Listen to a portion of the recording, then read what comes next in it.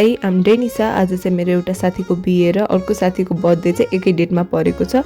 So बिहानको खाना खाएर 1:30 बजेसम्म चाहिँ म रेडी भइसकेको थिएँ अनि this is my whole outfit. मैले चाहिँ साडी लगाएको थिएँ अनि साथीलाई फोन गर्छु त 3 बजे जाने भन्छ। अब 1.5 घन्टा मैले कसरी टाइम पास गरेँ मलाई मात्रै थाहा छ।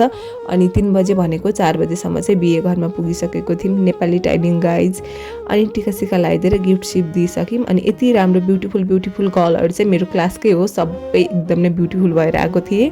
अनि सी इज आयुष्मा राणा मगर।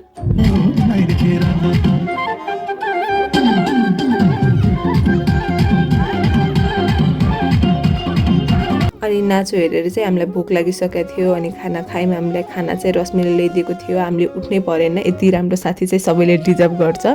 अनि हामीले चाहिँ खाना खायौँ, भोक पनि लागिरहेको थियो। अनि खानाको अप्सनमा चाहिँ चिकन र मटन थियो। अनि खाना सर्भ गर्ने मान्छे नि कस्तो स्विट हुनुहुन्थ्यो कि लाज नमानिकन खाऊ भन्नुभएको थियो। अनि हामीले के लाज मान्नु होइन, हामीले झन् थपी खाइदिउँ। अनि त्यसपछि चाहिँ हामीले स्प्राइट ड्यू पनि खाएको थियौँ। अनि मेरो चाहिँ यो फर्स्ट एक्सपिरियन्स हो कि मेरो साथीको बिहेमा मैले भोज खाएको। अनि सन्देशलाई चाहिँ फर्स्ट साथी नै भन्नुपर्छ कि म जसको बिहेमा गएको भनौँ न।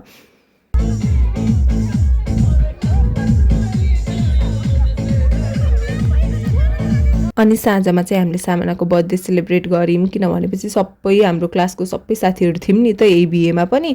अनि एकदम नै रमाइलो भयो, केक गरी मुखमा लगाइदिएर होइन, फेरि अर्को केक नि काट्यौँ हामीहरूले।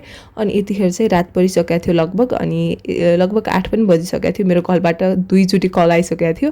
अनि त्यही भएर चाहिँ केक काटेर केक खाएर चाहिँ म र रश्मि चाहिँ घरतिर लाग्यौँ। रश्मिले आधा बाटोसम्म छोडिदियो। सो आजको लागि यति नै, सी यु इन नेक्स्ट।